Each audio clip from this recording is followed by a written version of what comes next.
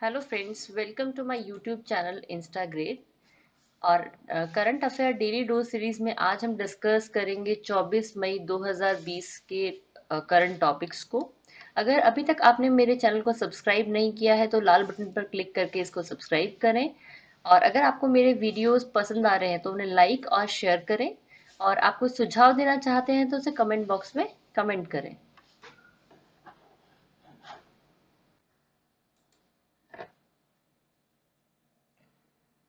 Current affair daily dose series का हमारा आज का पहला क्वेश्चन है। हाल ही में एनटीपीसी और ओएनजीसी के बीच में एक एमओयू साइन हुआ है।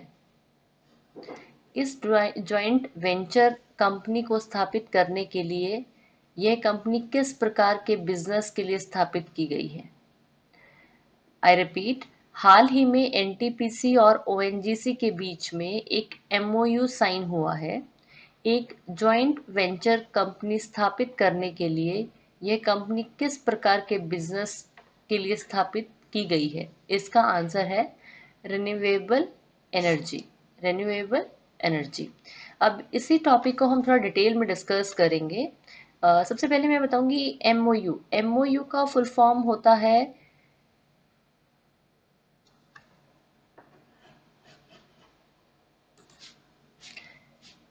Memorandum of understanding. I repeat, MOU का फुल फॉर्म होता है मेमोरेंडम ऑफ अंडरस्टैंडिंग। और अभी ये जो एमओयू साइन हुआ है ये हुआ है एनटीपीसी और ओएनजीसी के बीच में। एनटीपीसी का फुल फॉर्म होता है national thermal power corporation and ONGC is oil and natural gas corporation limited.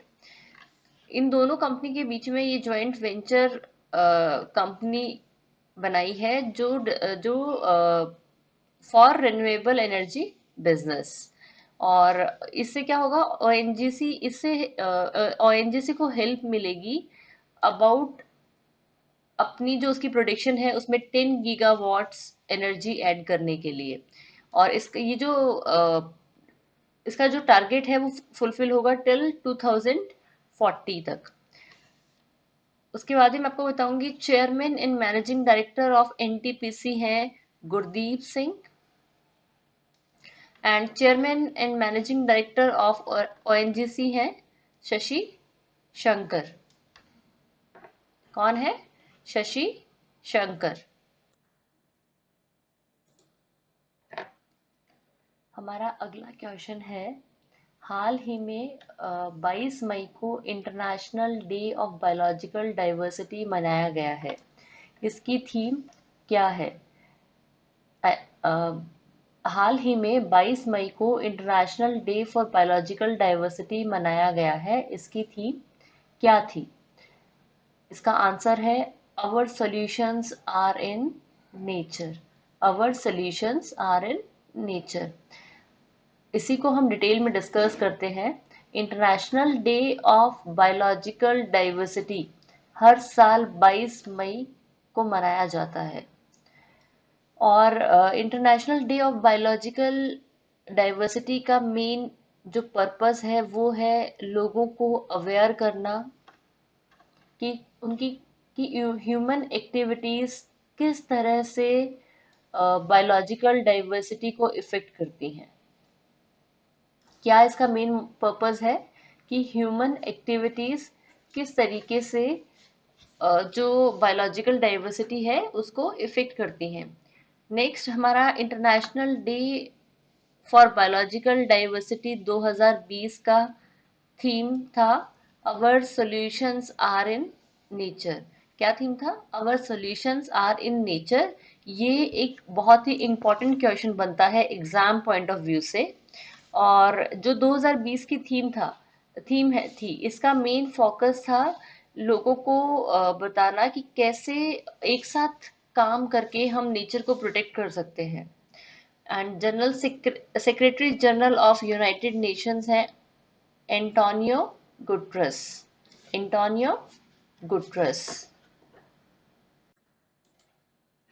Current affair today का हमारा अगला क्वेश्चन है। हाल ही में किस देश ने ट्रीटी ऑन ओपन स्काईज से विड्रॉ कर लिया है? इसका आंसर है यूएसए। हाल ही में किस देश ने ट्रीटी ऑन ओपन स्काईज से विड्रॉ कर लिया है? क्या आंसर है इसका? इसका आंसर है USA.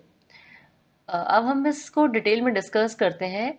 The treaty on open skies was signed in 2002, यानी treaty on open skies skies को 2002 में साइन किया गया था। और यूएस इसे यूएस ने विड्रॉ किया है। डोनाल्ड ट्रंप ने इसकी अनाउंसमेंट की है। इसकी अनाउंसमेंट किसने करी है? यूएस प्रेसिडेंट डोनाल्ड ट्रंप ने। और उन्होंने कहा है कि उन्होंने ऐसा इसलिए किया है क्योंकि रशिया जो है, जो इसके अंदर जो ट्रीटी ऑन ओपन स्काईज थी, इसमें जो डील्स हुई थी, रशिया उन पर अमल नहीं कर रहा है, इसीलिए यूएस ने इससे विड्रॉ कर लिया है। और ये treaty was established by 34 members on an aerial surveillance system. और इस ट्रीटी को इफेक्टिव किया गया था 1 जनवरी 2002 से। और इसमें रेटिफायर्स का नंबर है 35 और इसकी लोकेशन है हेलसिंकी।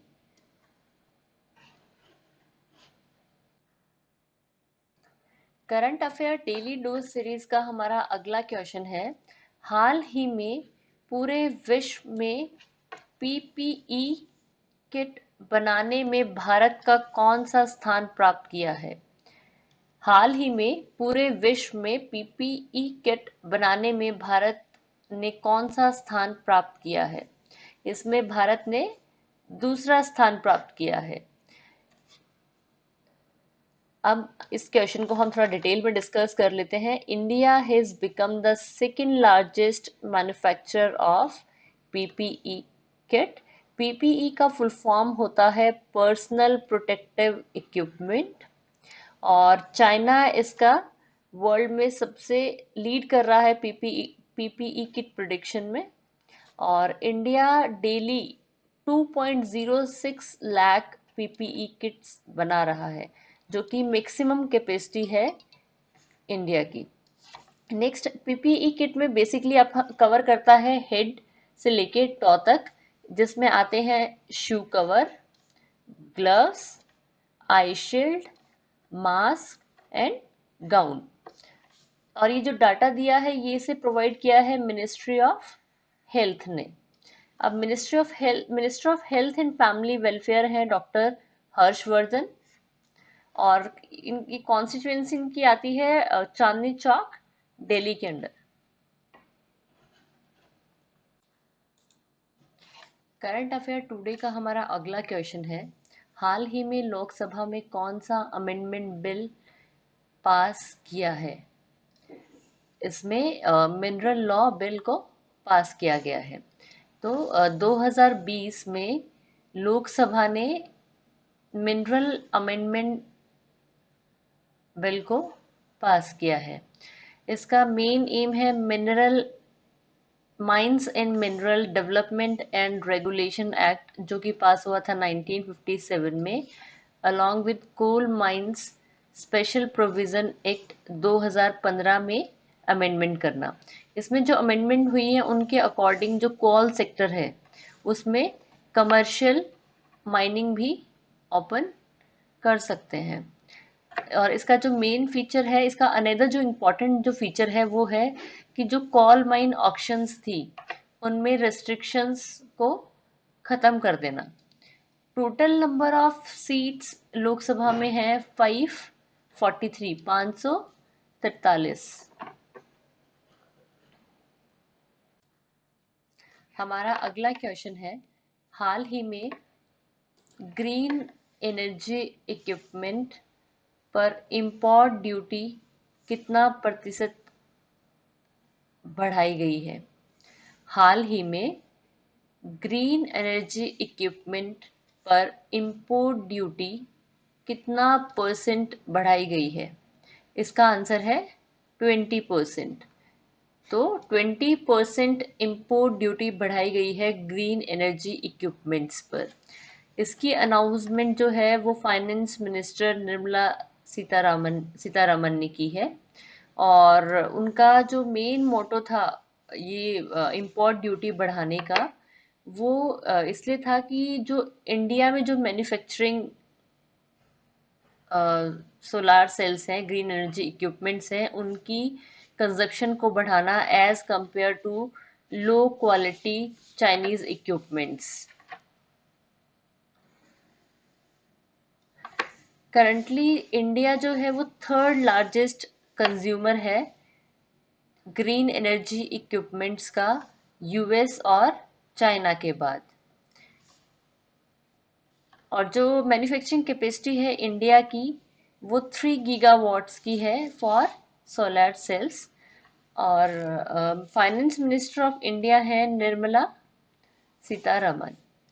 कौन है? निर्मला सीतारमन। Thank you. आशा करती हूँ आप सभी ने मेरा वीडियो बड़े ध्यान से सुना होगा। और अगर आप लोगों को मेरा वीडियो पसंद आया तो इसे लाइक करें और शेयर करें, साथ ही मेरे चैनल को सब्सक्राइब भी करें। Thank you.